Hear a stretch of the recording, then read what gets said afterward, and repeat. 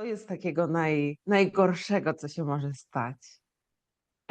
Wiesz co, chyba to, że właśnie to mówienie o sobie, wiesz, jakby jeżeli ja prowadzę z kimś webinar, czy tam nie wiem, czy live'a, czy coś, to jest okej. Natomiast jak mam mówić o sobie, to się boję, że się zagubię, że, no, że to będzie nudne, wiesz, zresztą ja mam taką mimikę, mi się wydaje, że mam straszną mimikę twarzy, więc też tak, wiesz, siedzę jak taki kołek często. Ty masz taki luz w sobie, nie? No jak ciebie obserwuję, no tak, ty masz dużo luzu takiego w ciele, właśnie w mimice twarzy, w tym, a ja po prostu jak się usztywnię, to się usztywnię i wiesz, i tak, dobra, mam zadanie, wykonam je, nie? A chciałabym, żeby to było bardziej takie flow, nie?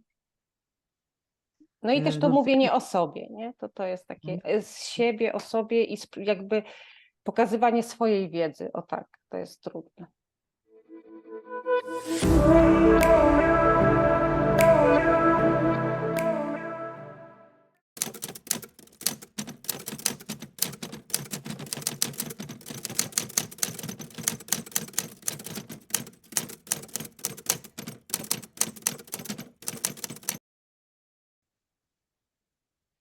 Cześć, miło Cię widzieć i słyszeć. ciebie również, ciebie również. W końcu trochę bardziej na żywo. Tak, tak, tak, tak. Jak się czujesz? Wiesz co, nie wiem czego się spodziewać, o tak. Także to takie jest ciekawe. Trochę się pojawiło rano takiego, wiesz, a może się wycofać, może napisać do niej, że jednak nie, ale wiesz, ale no dobra. Jestem. Lubię wyzwania, więc jestem. Super, super. A jak się teraz czujesz w ciele? Czy jest jakiś stres, czy raczej go już nie ma? Już teraz jest ok, a przedtem tylko tak było? Wiesz co, było przedtem, potem było luźno, a teraz jak zaczęłaś pytać właśnie, czy jest jakiś stres, to trochę się pojawiło, wiesz, takiego, u mnie to zawsze w brzuchu, wiesz, takiego rozedrgania, trochę takiej niepewności, wiesz, ale o dziwo nie zaciska mi gardła, bo często zaciska mi gardło, a teraz nie, Mhm. także okej. Super, super. A co jest takim twoim największym lękiem z tego wszystkiego właśnie, z tym wychodzeniem? Jakbyś miała określić, co, co konkretnie, co jest takiego najgorszego, co się może stać? Wiesz co, chyba to, że właśnie to mówienie o sobie, wiesz, jeżeli ja prowadzę z kimś webinar, czy tam nie wiem, czy live'a, czy coś, to jest okej. Natomiast jak mam mówić o sobie, to się boję, że się zagubię, że, no, że to będzie nudne, wiesz, zresztą ja mam taką mimikę, mi się wydaje, że mam straszną mimikę twarzy, więc też tak, wiesz, siedzę jak taki kołek często. Ty masz taki luz w sobie, nie? No jak ciebie obserwuję, no tak, ty masz dużo luzu takiego w ciele, właśnie w mimice twarzy, w tym, a ja po prostu jak się usztywnię, to się usztywnię i wiesz, i tak, dobra, mam zadanie, wykonam je, nie? A chciałabym, żeby to było bardziej takie flow, nie? No i też to No, mówienie o sobie, nie? To jest takie z siebie, o sobie i jakby pokazywanie swojej wiedzy. O tak, to jest trudne. wiesz, że tak nie było zawsze u mnie. To jest kwestia wypracowania, to jest kwestia po prostu kolejnych i kolejnych właśnie takich spotkań z tym takim lękiem, z tą niewygodą i wprawianie się po prostu w to mówienie, bo też mm, ja po prostu mm, przestałam na to zwracać uwagę. W sensie przestałam koncentrować się na tym, jak ja wyglądam, jaką mam mimikę, co ja mówię, tylko po prostu robię to, co jest na ten moment do zrobienia. I tutaj kieruję całą swoją uwagę. I wtedy, nawet jeżeli w ciele pojawiają się jakieś tam na chwilę, wiesz, rzeczy typu dyskomfort, to one po chwili puszczają, jeżeli ja im nie daję uwagi swojej, bo jestem gdzieś indziej, bo Mhm. wiem, że to jest okej. jakby czuję, że jesteś, czuję, że coś się tam dzieje wewnętrznie, natomiast nie podążam za tym. Jeżeli ty również czujesz gotowość, by odważyć się i pokazać światu swój blask, skontaktuj się ze mną. Szczegóły znajdziesz w opisie pod filmem. Odważ się i uwolnij swój blask. Tak jak mówię, praktyka, praktyka, praktyka, praktyka. Dla mnie też bardzo długo na przykład nagrywanie samej rolek, czy że mam sobie wziąć kamerę, czy tam telefon i się nagrać. Ojejku, o czym ja będę gadać, i tak dalej, nie? Ale zaczęłam to robić i nawet wiesz, takie nagrywanie dla samej siebie, że tego nie puszczam. Chociaż właśnie to puszczanie do internetu i też konfrontacja z tym już zewnętrznym światem, no to też jest taki papierek lakmusowy, bo jak sama się nagrywasz, no dobrze, możesz tam, nie wiem, sobie wtedy. Tylko, że to też jest taka pułapka, bo możesz wtedy się zafiksować i nigdy tej rolki nie, wiesz, nie puścić w świat, a tutaj taką minę zrobiłam i analizujesz. A tak to po prostu nagrywasz w miarę, żeby było spójne i nie wiem, nie takie. Albo też można, wiesz, czasami też można pomontować, też jest spoko, aczkolwiek ja mam tak, że mnie się po prostu nie chce za bardzo montować. Mhm. I to jest, i jakby tutaj tutaj to się raczej, wiesz, o to rozbija, że wolę, dobrze, to się zepnę i nie wiem, dobrze, mam powiedzieć to i to. To jest takie przygotowanie wewnętrzne. Okej, mam do zrobienia to i to i idę.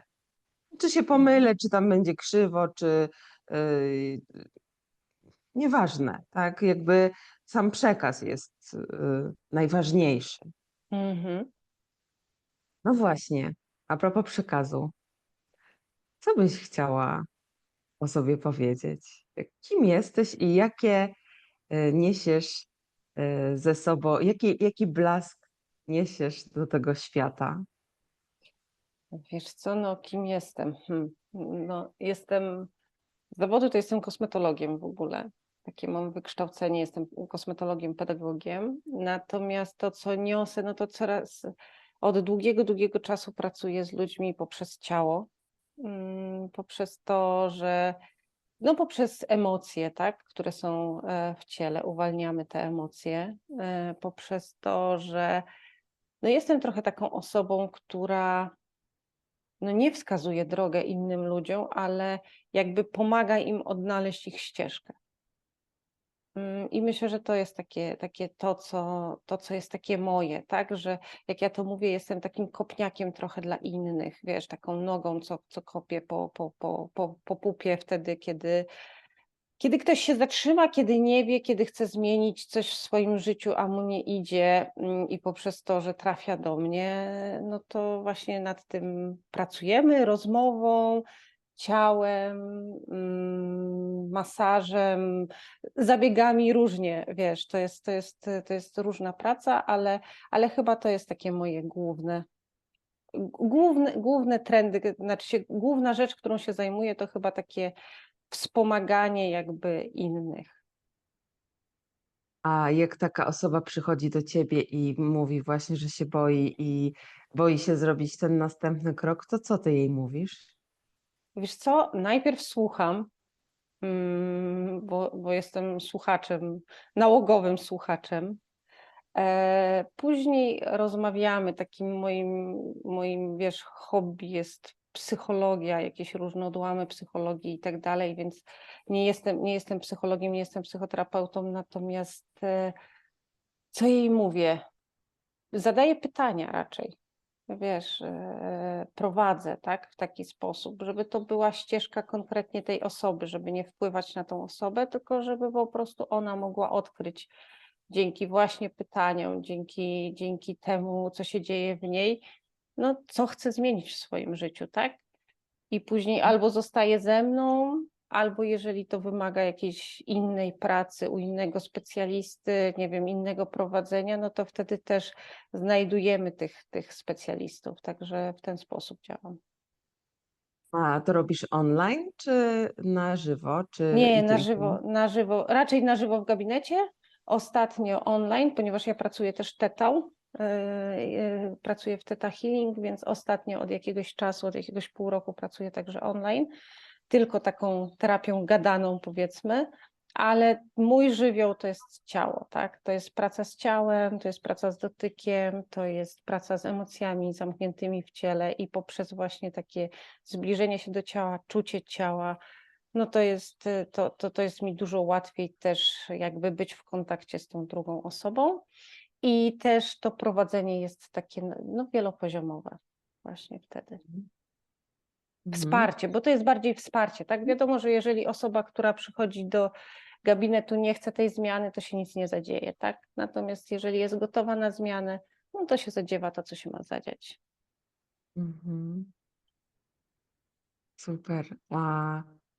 No właśnie, y, a co robisz dla siebie? Jak siebie, że tak powiem, utulasz? Co robisz dla siebie, żeby móc być dla innych? Wiesz co, po pierwsze mieszkam w środku lasu, więc to już jest sam kontakt z przyrodą, z drzewami, z tym, że jak wychodzę na taras, to mam, wiesz, widok na jezioro, na łąkę, na las. To już jest duża wartość dodana, tak? Poza tym no, mam też hobby, takie swoje, które daje mi dużo wolności, takiego luzu, ponieważ jeżdżę motocyklem, więc to też mi daje takie właśnie oderwanie się od tego wszystkiego i bycie ze sobą. Wiesz, takie bycie w sobie ze sobą. Uwielbiam czytać przeróżne książki. No i to, co też odkryłam jakiś czas temu, to obie znamy Ulę Radzińską i medytacje Osho, które prowadzę też dla innych, ale jak pewnie też wiesz, no prowadzenie dla innych daje dużo takiego też, no jakby takiej dużej wartości dodanej dla siebie. Także prowadząc dla innych też bardzo mocno wchodzę w te medytacje i to jest coś, co kocham robić i co mnie też bardzo zasobuje.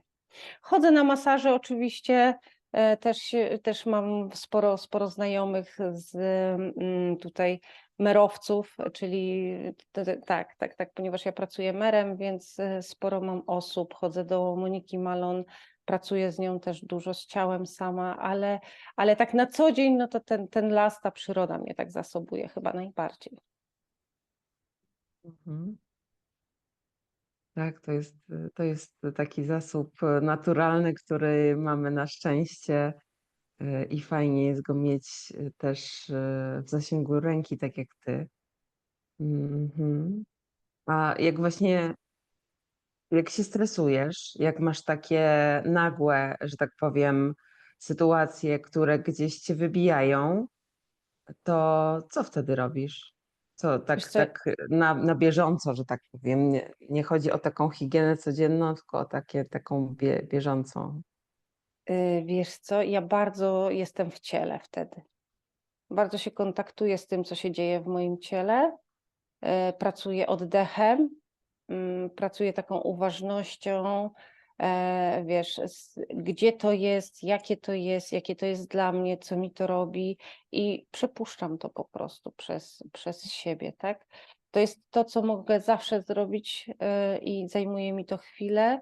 I faktycznie jest to takie, co pozwala mi wrócić do tu i teraz i też jakby no, odzyskać to takie poczucie stabilizacji, tak, jeżeli się coś takiego zadzieje nagle. Także to chyba jest takie, no praca oddechem też, tak, i kontaktowanie się z tym, co się dzieje akurat. Mhm. A jakbyś miała określić swojego idealnego albo idealną klientkę, to kto by to był? Jakie osoby właśnie, czy przychodzą do ciebie, czy chciałabyś, żeby przychodziły do ciebie? Wiesz co, ja myślę, że ja pracuję i z kobietami, i z mężczyznami i myślę, że klienci, którzy do mnie trafiają, ponieważ ja już pracuję, wiesz, 25 lat prawie w zawodzie, więc ludzie, którzy do mnie trafiają, to są ludzie, którzy mają do mnie trafić. To są moi idealni klienci. I to są osoby wysoko świadome już, osoby, które się otwierają na coś, które chcą ze sobą pracować. Wiesz, to się zaczyna od różnych rzeczy. Czy, nie wiem, ktoś ma jakiś problem w życiu, ktoś ma problem z ciałem, ktoś ma problem emocjonalny, ktoś ma problem ze skórą, bo ja też pracuję ze skórą i z takimi problemami, z chorobami skóry dość mocno. Więc wiesz, poprzez takie właśnie jakby docieranie do siebie, przyjście z jakimś problemem, później to nas prowadzi, no, też pracujesz z ludźmi, to wiesz, doprowadzi nas to do jakby źródła problemu, tak? I nad tym pracujemy. Ale ja myślę, że przez ten czas, ponieważ też nastąpiła taka zmiana w moim życiu, 4 lata temu zaczęłam pracować w innym mieście, pracowałam wcześniej w Warszawie, teraz pracuję w Brodnicy i mimo, że zaczęłam pracować jakby w nowym mieście, bałam się troszkę tego oczywiście, ale mam wrażenie, że trafiają ci klienci, którzy mają trafić, tak? Bo sama wiesz, że jakby takich miejsc masażu, miejsc pracy z ciałem, z głową już nieistotne jest 1 500 000 w każdym mieście. Natomiast mimo wszystko mam szczęście do takich idealnych klientów na ten moment, tak? Którzy chcą już pracować głęboko, którzy chcą pracować ze sobą, którzy chcą pracować właśnie ze sobą, a nie obwiniają cały świat za to, że coś jest nie tak, tylko po prostu już chcą wyjść poza tą swoją, jak to się ładnie mówi, strefę komfortu i coś zmienić w swoim życiu. A i tak jak sobie myślałaś o tym naszym dzisiejszym spotkaniu, to co chciałabyś, żeby się zmieniło, albo co byś chciała zaprosić? Co według ciebie ma na celu to spotkanie? Co miałoby spowodować? Wiesz co, chciałabym, no tak jak ci mówiłam na początku, że chciałabym mieć więcej takiego luzu w sobie, właśnie w przedstawianiu siebie, prezentowaniu w social mediach, tak? Jest to bardzo trudne dla mnie i no tak, i to takie jest, no myślę, że to jest taki największy trud, że chciałabym, żeby po prostu to było takie luźne, takie spontaniczne, bo wiem, że jednak ten przekaz mówiony jest bardzo ważny i myślę, że też mam coraz więcej do powiedzenia, powiedzmy, tak, od siebie. I chciałabym też w ten sposób po prostu docierać do moich, nawet nie klientów, tylko dzielić się jakby tym swoim doświadczeniem, tą swoją wiedzą z innymi, bo myślę, że też mogłoby im to przynieść jakąś korzyść, tak? Także chciałabym mieć taki naturalny luz właśnie, żeby móc też pracować w ten sposób, znaczy się pracować, nie nazywam tego pracą, ale móc dzielić się swoim doświadczeniem właśnie, nie wiem, no, czy na Facebooku, czy na Instagramie. No Mhm. i też myślę o tym, żeby docelowo też prowadzić medytację online, ale to jeszcze przede mną. Na ten czas Mhm. takim głównym to jest właśnie ta chęć dzielenia się z innymi tym moim doświadczeniem. Mhm. A co mogłabyś już tak od dzisiaj zaimplementować w swoim życiu, jakbyś miała tak właśnie wybrać jedną rzecz, no bo wiesz, że to jest proces, o którym Mhm. mówisz, i co by to było? Co możesz już dzisiaj sobie obiecać, żeby, żeby móc być coraz bardziej swobodną w tych nagraniach czy w tych treściach, które tworzysz? Wiesz co, to co mi powiedziałaś na początku, że to takie próbowanie też, że ty też na początku nie byłaś taka, tak? Że też byłaś usztywniona, że metodą prób i błędów jakby dochodziłaś do pewnych rzeczy, więc tak sobie pomyślałam, że faktycznie sobie ustalić, ponieważ ja jestem zadaniowcem, więc sobie ustalić, że na przykład, nie wiem, będę tworzyć 1 materiał w tygodniu, tak? Jakiś, czy 2 materiały w tygodniu, żeby też zdobyć się na taką systematyczność, no bo jednak systematyczna praca powoduje to, że stajemy się coraz lepsi w tym, co robimy, tak? Także myślę, że na dzisiaj to chyba bym mogła to wprowadzić. Mhm. Ja przez pewien czas miałam takie zadanie, żeby tworzyć 3 rolki dziennie O rany. przez 2 tygodnie. Mhm.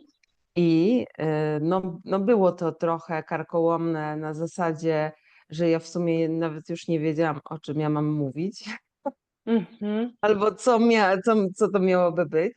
Natomiast samo to, że jakby ta intensywność spowodowała właśnie to przełamanie i to wprawienie się też w to. Bo jeżeli robisz coś raz w tygodniu, no to wiesz o tym, że to może być niewystarczające. W sensie oczywiście to będzie wystarczające za 2 lata, natomiast w momencie, kiedy robisz coś rzeczywiście codziennie, każdego dnia dla siebie, tak?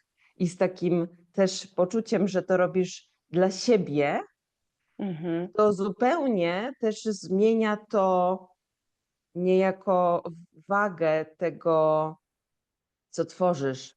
Bo do momentu, kiedy ty powiedzmy, tak, że ja chcę na przykład pomagać innym i ja tymi treściami swoimi pomagam innym, dopóki ty jesteś cały czas do zewnątrz, to ta energia się rozprasza, to ci się rozjeżdża, to ci się też masz motywację na przykład na chwilę i ona ci się potem rozjeżdża.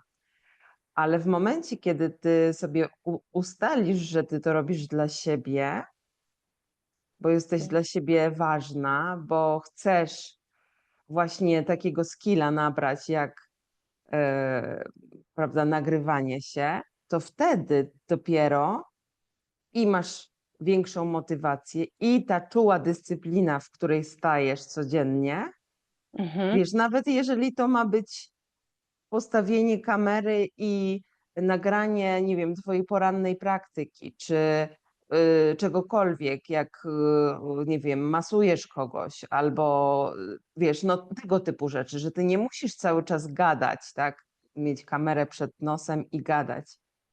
Wtedy też się, wiesz, pojawiają nowe pomysły, wiesz, na zasadzie ojej ludzie, spójrzcie jak tutaj jest pięknie i drzewa tam są i tak dalej.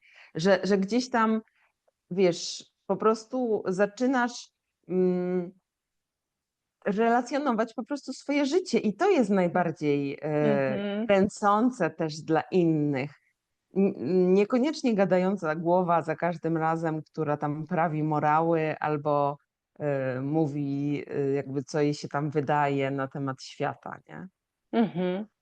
Tylko właśnie to nastawienie jest najważniejsze, że ja to robię dla siebie. Pyk.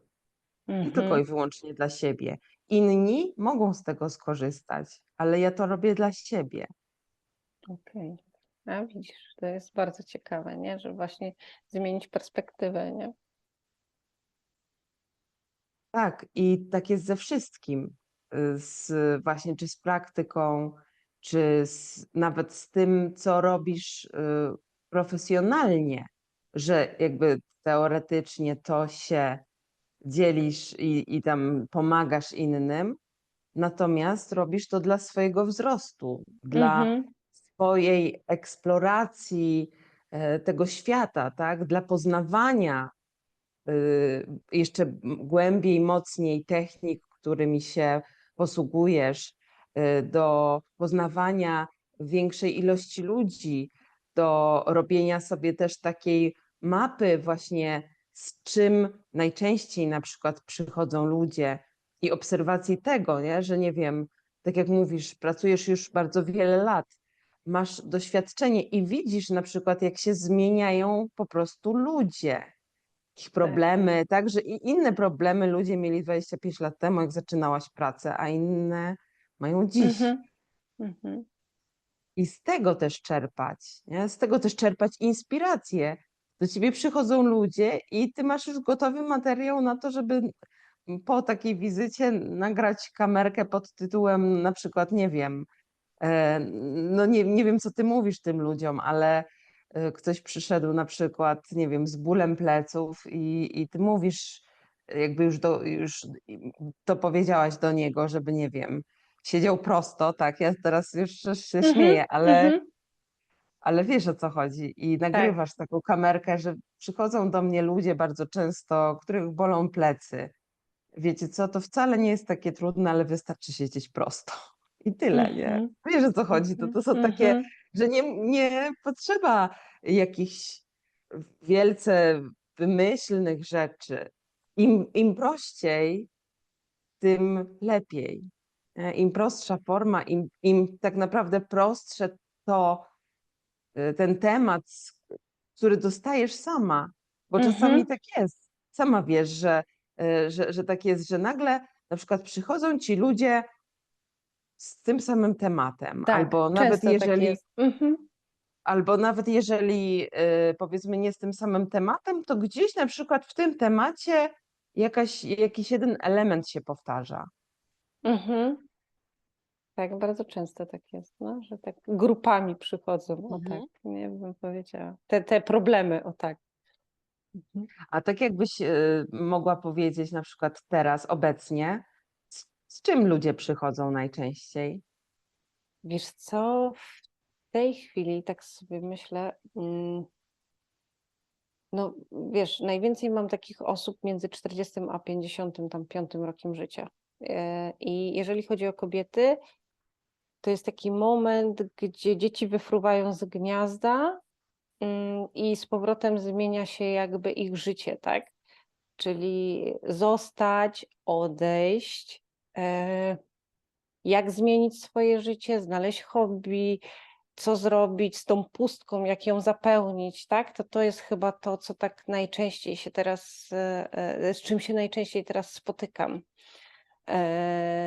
No wiadomo, że dużo związków, no niestety się rozpada, niestety czy stety. Właśnie co dalej zrobić ze swoim życiem, jak żyć, i jak żyć właśnie po odejściu, nie wiem, męża, czy po decyzji o odejściu.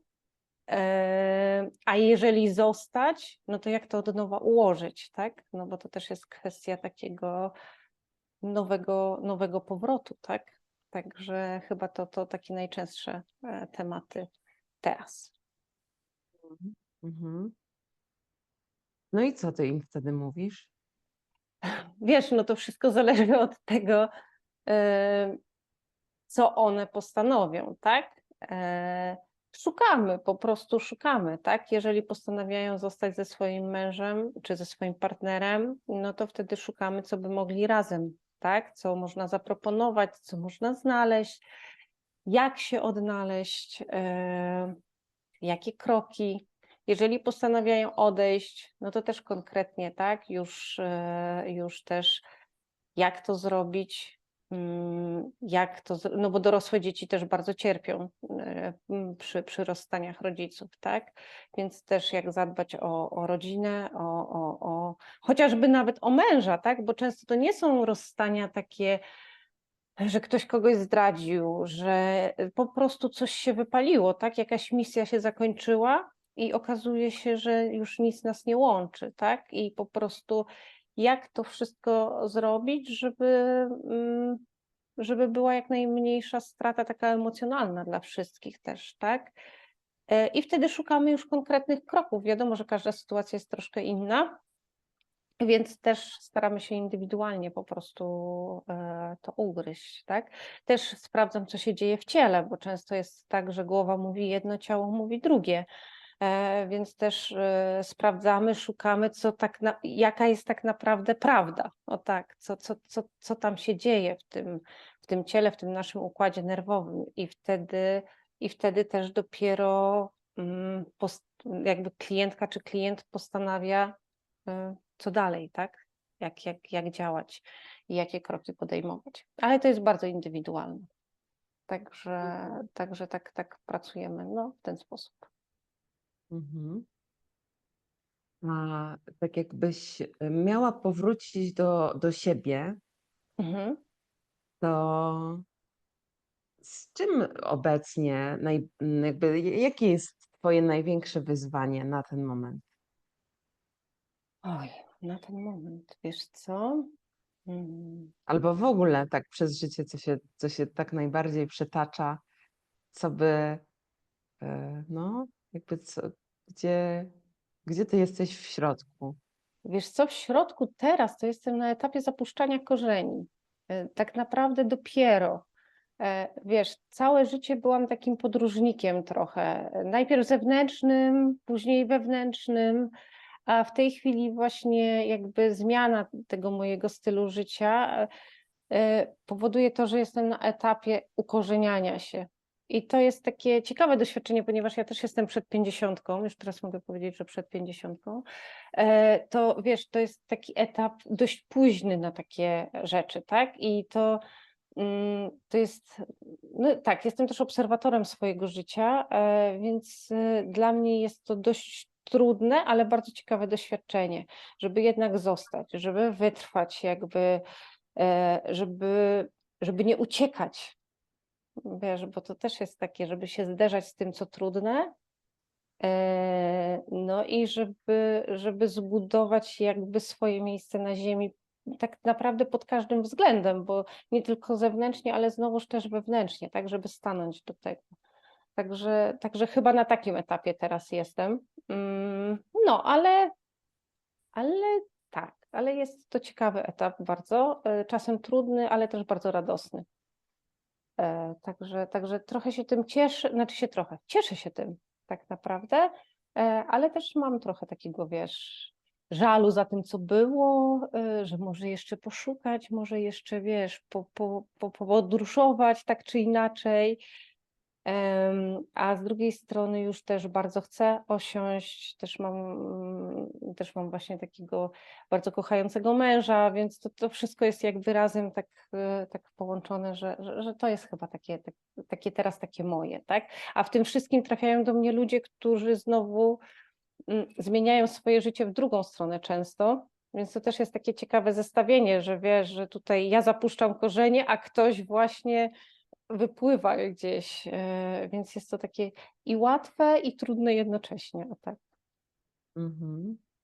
Ciekawe to, co teraz powiedziałaś, bo od razu mi się pojawiła równowaga, tak, że gdzieś tam, ty, ponieważ masz te korzenie już, tak, zapuszczasz, to możesz gdzieś, że tak powiem, wspierać tych ludzi, którzy dopiero wyfruwają, których, wiesz, trzymasz gdzieś, prawda?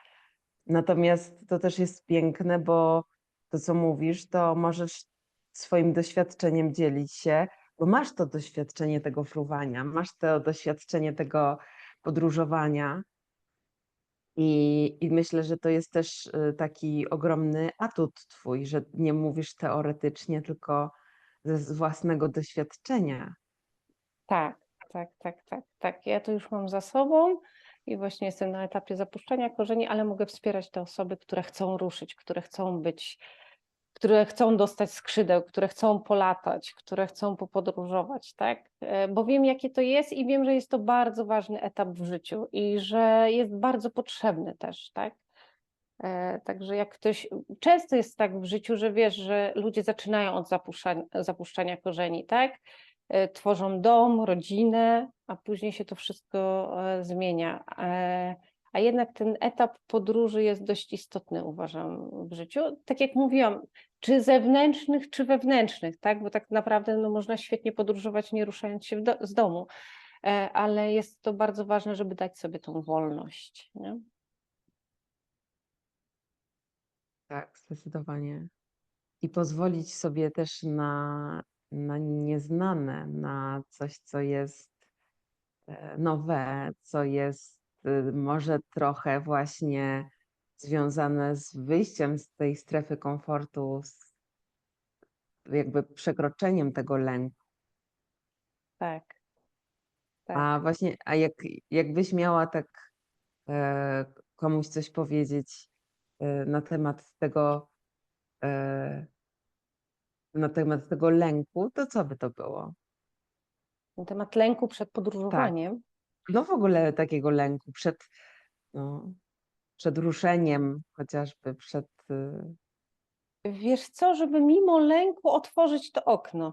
Tak, żeby, wiesz, żeby najpierw wyjrzeć, rozejrzeć się, jak jest na zewnątrz, a potem może otworzyć drzwi, wystawić stopę małymi krokami. Nie wszystko naraz, po prostu powoli.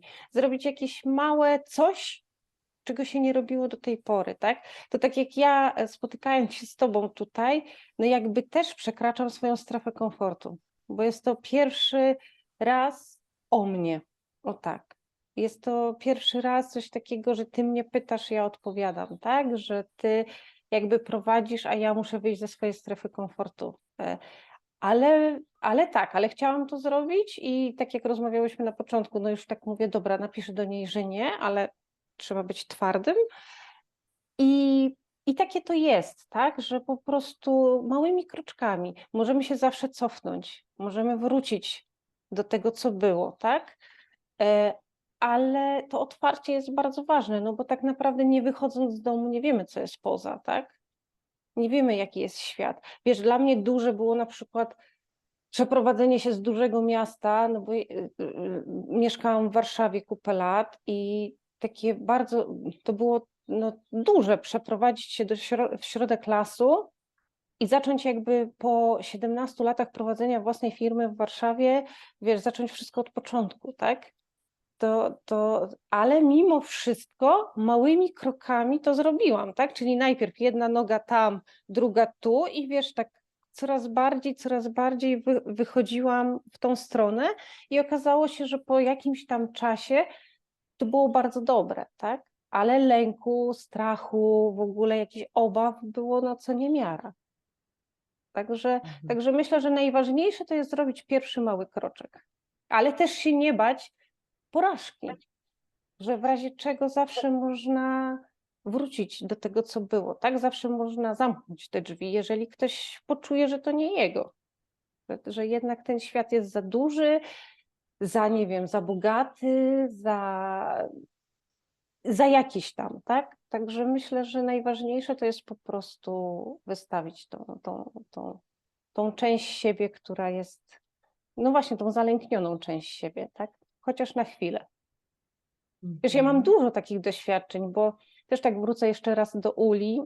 Ja mam problem z wystąpieniami publicznymi i na przykład u Uli na kursie medytacji było tak, że musieliśmy stanąć przed grupą i poprowadzić medytację.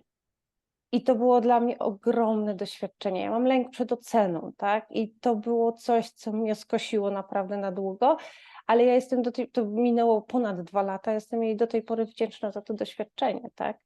Także coś, co nas na chwilę rozłoży na łopatki, też jest bardzo potrzebne, więc mimo lęku, mimo obaw, zaciśniętego gardła, nie wiem, drżących dłoni i drżącego głosu, a wręcz nawet łez, czasem warto coś zrobić po prostu, nie?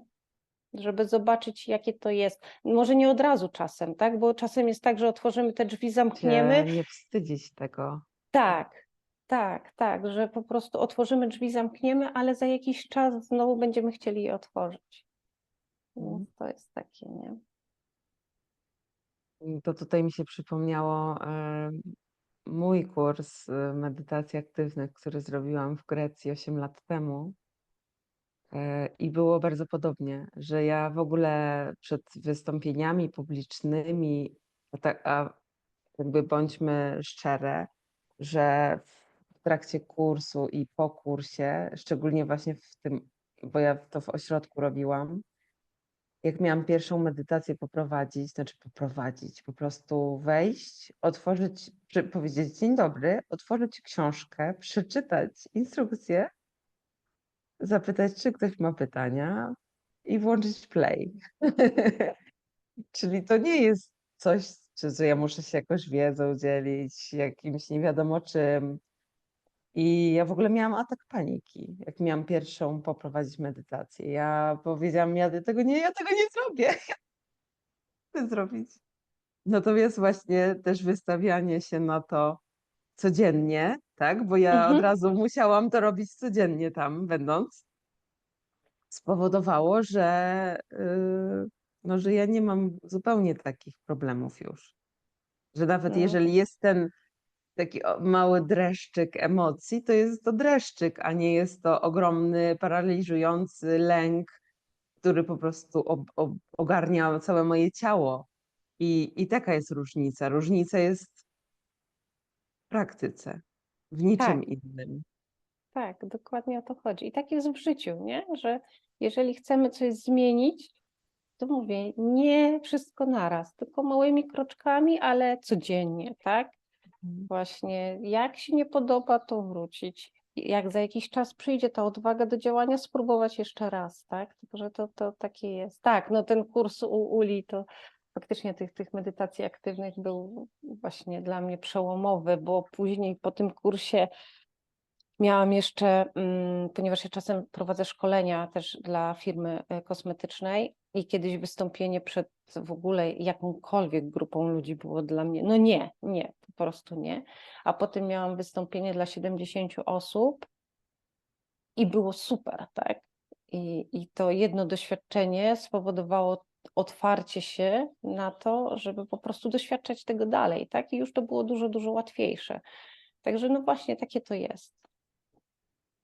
Tak, polecamy z całego serca kurs medytacji aktywnej. U Osho. Uli, tak. U Uli, tak. Bo to też naprawdę, bo to jest takie też to, co mówisz, że jakby co innego jest stanięcie przed 70 ludźmi i mówienie rzeczy jakichś związanych, prawda, z twoją wiedzą, doświadczeniem, czy właśnie wiedzą na temat produktu, a co innego też jest, powiedzmy, zaczynać w ogóle też wychodzić z tej strefy komfortu w małych grupach, przed nawet kilkoma osobami, ale to robić. Też z własną praktyką się tego nabywa, tak? Że ja teraz jak prowadzę medytacje aktywne, to zazwyczaj to jest po prostu część jakichś moich warsztatów, bo ja medytacje aktywne po prostu wplatam. I samo dzielenie się własnym doświadczeniem też już to robi, tak? Że gdzieś tam inaczej ludzie na to patrzą niż tylko i wyłącznie z perspektywy, powiedzmy, instrukcji z książki, bo ta instrukcja też jest tam no, jakaś taka ograniczona, prawda? Tak, A tak. tutaj możemy z własną praktyką też wchodzić głębiej tak naprawdę w sens też tej instrukcji, bo to jest to. Dokładnie, dokładnie. No ja akurat prowadzę cykliczne medytacje tak 2 razy w tygodniu u siebie tutaj i też widzę właśnie, jak ja się zmieniam, ale przez to, jak się zmieniają też uczestnicy, tak? Jakie to jest głębokie, jak to działa i jakie to jest dla nich, nie? Także to też warto. Mm. Mhm. Super. A czy chciałabyś się jeszcze czymś podzielić? Trudne pytanie. Wiesz co, czym ja bym się mogła jeszcze podzielić? No na ten czas nie wiem czym. No, tak A wiesz. jakbyś miała wrócić pamięcią do takiego momentu, kiedy przełamałaś taki swój największy lęk, to co to było i jak to się wydarzyło? I w ogóle jak to się wydarzyło w twoim wnętrzu, że się zdecydowałaś? Mm, Pierwszy mój lęk, taki pierwszy, który przełamałam w sobie, bo ja byłam bardzo nieśmiałym dzieckiem, a dostałam w kość w podstawówce od pana od muzyki. To było przełamanie się, to było bardzo trudne dla mnie, ponieważ ja w ogóle byłam takim no, bardzo wycofanym młodym człowiekiem. To było zrobienie wszystkiego w liceum, żebyśmy nie mieli muzyki. Żebyśmy mieli do wyboru muzykę albo plastykę. I to było naprawdę bardzo duże dla mnie, bo musiałam pójść do dyrekcji, powiedzieć, że ja nie będę chodziła na muzykę, choćby nie wiem co po prostu, i że ma być do wyboru muzyka albo plastyka. W moim wnętrzu, no to było chyba takie najistotniejsze wydarzenie, które dało mi taką później odwagę też do działania. Wiesz, do tego, że jeżeli coś mi się już bardzo nie podobało, że jeżeli coś było nie moje, to zostaw to, odejdź, wyjdź, zmień to, tak? To chyba było takie przełomowe. Tak mi się wydaje, że to mi dało właśnie takie poczucie, że mogę te drzwi otwierać, tak? Że nie muszę. Wiesz, no my jesteśmy z takiego pokolenia przytakiwania trochę. Nauczyciele mają rację, rodzice mają rację, kto jest starszy ma rację, tak? I my jesteśmy troszkę też tak wychowywani. byliśmy wychowywani. I takie stanięcie do siebie w tamtych czasach myślę, że było dużo trudniejsze niż teraz u młodych ludzi. Więc to też spowodowało, że ja potrafię, jak jest mi niewygodnie, to potrafię to zmieniać. I też tego uczę, pokazuję swoim właśnie klientom czy klientkom, tak? Że jeżeli jest taka duża niewygoda, to próbuj to zmienić, że nie musisz w tym trwać, że życie jest twoje i tylko twoje, tak? Że to, jak ty je przeżyjesz, zależy tylko od ciebie po prostu, tak naprawdę. Że możesz, tak, możesz być ofiarą, ale nie musisz po prostu. No i to chyba było to, co tak mi dało, wiesz, taką odwagę do działania, później do zmiany, no bo było wiele niewygody, wiadomo, jak w życiu każdego z nas. I jakby taka odwaga właśnie do zmiany, to był taki pierwszy moment, który pamiętam w swoim życiu. Że nie, tak nie będzie, bo ja tak nie chcę po prostu. Mhm. No tak, czyli ta chęć, ten motor był silniejszy od tego hamulca lęku, tak? Tak, Tutaj to jest tak, to. Mhm. dokładnie tak. No. No a jeżeli tak nie jest, jeżeli właśnie y, jest ten lęk, a nie ma tego motoru do zmiany, to co wtedy zrobić? No to już jest, wiesz, indywidualne, no to można w tym zostać, tak, i tkwić. Tylko trzeba się zastanowić, czy warto po prostu, tak? To tak jak mówiłam, to nie musi być wielka zmiana. To nie musi być zmiana na zewnątrz. To może być zmiana myślenia, postrzegania. Wiesz, no, też się spotykam z osobami współuzależnionymi na przykład, tak? I widzę, ile jest lęku, no, szczególnie z kobietami, tak, ile jest lęku w tych kobietach. Nie ma tej odwagi do odejścia, tak? Ale z czasem, małymi kroczkami, wiesz, przeczytana książka, jakieś słowo przeczytane, cokolwiek, czyjeś słowo, wiesz, wyciągnięcie kogoś na kawę, pokazanie mu innego świata powoduje to, że ten lęk się zmniejsza, nie? Że to jest takie, wiesz, ja jednak jestem, tak jak ci mówiłam, że ja jestem od tych kopniaków i to jest tak, że czasami mam klientów czy klientki, czy znajomych, którzy latami w czymś tkwią, 7, 10, 15 lat, ale jednak gdzieś ten przełom jest później, tak, że jakby takie minimalne bodźcowanie, no nie każdy ma taką odwagę, żeby zmieniać co chwilę całe swoje życie, ale takie minimalne bodźcowanie z czasem jednak powoduje jakąś zmianę, tak, i nawet jeżeli inni jej nie widzą, no to my ją zauważamy w środku, tak? Bo nawet jeżeli jest kobieta współuzależniona, to ona w pewnym momencie potrafi powiedzieć mężowi nie, tak? Czy partnerowi, czy dziecku, no bo to różne są sytuacje, tak? Potrafi siebie ochronić i to już jest bardzo dużo. I ona już jakby przez jakiś czas nie musi nic więcej. Może tylko tyle, tak? Tyle i aż tyle, bo to już jest coś, co ją stawia na pierwszym miejscu w tym momencie, tak, w tej chwili. I to już jest dla mnie bardzo duża zmiana u tej osoby. Także to nie muszą być jakieś spektakularne zmiany. No nie każdy musi się przeprowadzać, tak jak ja, czy zmieniać, wiesz, całego swojego życia co jakiś czas, tak, ale już takie, wiesz, postawienie granicy w czymkolwiek, to już jest duża zmiana. Także mimo tego ogromnego lęku, ja wiem, że jeżeli są wokół ciebie osoby, nie wiem, osoby, treści, które ciebie bodźcują w jakiś sposób, to mimo wszystko ta zmiana się zadzieje. Możesz mieszkać w tym samym miejscu, możesz być z tymi samymi ludźmi, możesz robić przez całe życie to samo, ale jednak mimo wszystko się zmieniasz i się zmienisz, czy tego chcesz, czy nie chcesz. Takie jest moje doświadczenie też, tak, jeśli chodzi o osoby, z którymi pracuję i też o moich znajomych, o moją rodzinę i wszystkich dookoła. Także myślę, że czy tego chcemy, czy nie, ten lęk jednak w pewnym momencie się zmniejsza. Mhm.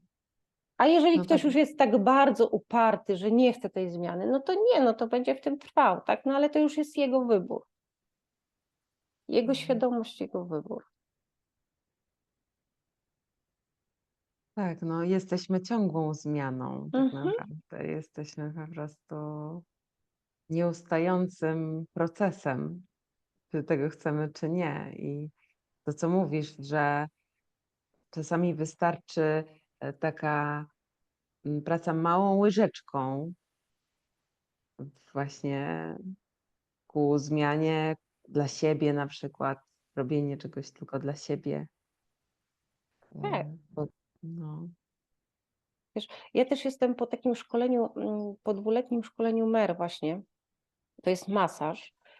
Masaż i praca z emocjami. I to, co się zadziewało, wiesz, z tymi ludźmi, którzy, no my, jak ja pierwszy raz poszłam pierwszy zjazd pojechałam, mówię, Boże, co tu się dzieje, tak? Wszyscy są uśmiechnięci, tańczą, wiesz, są zachwyceni życiem, później płaczą. No wiesz, to jest trudne, tak? To jest praca z ciałem, praca z emocjami i tak dalej. I ja taka siedzę, tak mówię, co tu się dzieje, co ci ludzie wyprawiają, tak? Po czym wiesz, spotykasz tych samych ludzi, ale spotykasz też siebie na 2., 3., 5. zjeździe i się okazuje, że tak, że takie jest życie, że wychodząc jakby poza to, co było, się otwierasz, tak? I to życie się po prostu zmienia, czy tego chcesz, czy nie. Zrobisz jeden mały kroczek, zaczniesz tańczyć, czego nigdy nie robiłaś, na przykład, i to już zaczyna wpływać na inne rzeczy, bo potem, nie wiem, gotujesz obiad i zaczynasz, wiesz, coś robić takiego ze sobą, tak? Czego wcześniej byś nie zrobiła. I już się zaczyna ta zmiana po prostu. Także to nie musi być spektakularne. To nie musimy iść od razu do terapeuty. Nie musimy, nie wiem, nie musimy robić spektakularnych rzeczy. Wystarczy mała zmiana nawyku codziennego, tak? I to już powoduje lawinę później. tak, albo wprowadzenie jakiejś nowej Elementu. jakości, Mhm. nowego nawyku, tak jak mówisz, czy taniec, czy na przykład chwila dla siebie, czy nawet tak jak ja mówię, że to chodzi o zmianę uwagi na siebie, nie? Że ile razy, nie wiem, myjemy zęby, czy nie wiem, pijemy kawę i myślimy już o milionie różnych rzeczy. A właśnie wróć do siebie w tym momencie, poczuj, jak Zatrzymaj się, nie? zatrzymaj się, tak, Mhm. tak, ale właśnie poczuj to w ciele, tak? Jak Mhm. ta, nie wiem, szczoteczka dotyka tych zębów, albo jak ta kawa przechodzi przez przełyk, co ona mi robi, jakby jakie doznania mam w ciele. Ja też zawsze jakby promuję praktykę wdzięczności i zresztą to robię, że nie wiem, myję zęby i dziękuję swoim zębom, tak? Dziękuję im za to, że są, za to, że są mocne i tak dalej, i tak dalej. Dziękuję, że mogę się napić kawy, że mam dach nad głową, że jakby też te rzeczy powodują takie zauważanie kolejnych i kolejnych rzeczy, których mamy, a nie tylko koncentrowanie się na tym braku. Dokładnie. No, także taka codzienna właśnie mała zmiana no, powoduje wielką zmianę, tak? Jak Mhm. spojrzymy na to z perspektywy później miesiąca, roku, tak, to okazuje się, że w naszym życiu się zmieniło bardzo dużo, tylko małymi kroczkami. Mhm. Super. Myślę, że to jest takie piękne podsumowanie. Bardzo, bardzo Ci dziękuję. Bardzo Ci dziękuję za to, że się odważyłaś i że się do mnie odezwałaś.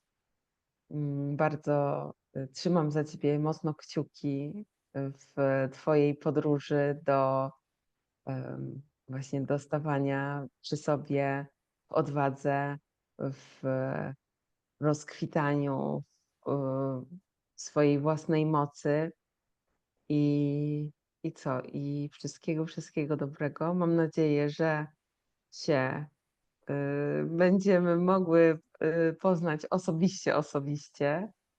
Byłoby mi bardzo miło. No i co? I szerokiej drogi Ci życzę. Dziękuję bardzo. Ja też Ci bardzo dziękuję za to spotkanie i w ogóle za to, że mogłyśmy się spotkać. Mam nadzieję, że też się spotkamy właśnie osobiście. I dzięki piękne za wskazówki i za takie dodanie skrzydeł. Dziękuję Ci bardzo. Dzięki. Jeżeli Ty również czujesz gotowość, by odważyć się i pokazać światu swój blask, skontaktuj się ze mną. Szczegóły znajdziesz w opisie pod filmem. Odważ się i uwolnij swój blask.